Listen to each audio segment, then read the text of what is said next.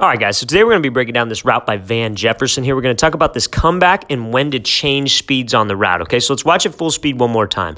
So he's coming off here, kind of gives us a little hesitation, skip, 1, 2, 3. In and out of this break, running this comeback, accelerating back to the ball. So we're going to talk about when to change up speeds on this route. So you see here, why wouldn't he, corners inside leverage, right? Why wouldn't he just run full speed and run this comeback, okay? Now, here's the situation. He's probably ran 3 or 4 comebacks in this setting, in this one-on-one setting, right? So I got to give something, I got to have other tools in my arsenal to work this route, right? This DB might be starting to understand my speed. He might be understanding my tempo. So I got to change up the tempo here and kick up into second gear, right? So you see that's exactly what he does. When he kicks up into second gear and he starts running full speed, pumping his arms, good pad level, it gets a reaction out of this DB. This DB's believing fade, because how many times have you seen a receiver run a fade where he comes off hard, slows it up, and then kicks up into second gear and beats him over the top, right? His worst nightmare is getting beat over the top. So that's exactly what he does, and you see the reaction it gets out of the DB.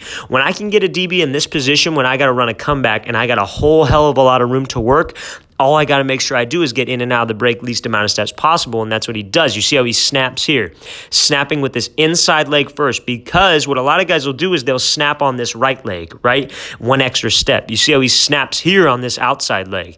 Now he can just pivot off the second step. The second step is the more important step. We snap on the outside leg, you drop your chin to your knee, you're violent with your hips, you pivot off the second, you drive off the third, and that's how you're in and out in 3 steps. Now in this position here, why you got to drive off that third step is because that's what gets separation from this DB. That's what continues to get separation. So I got to pump my arms, accelerate off this break, and that's exactly what he does. Ball's up in the air. You could already tell. Ball's out early, makes this catch, toe taps. That's a great job by Van Jefferson.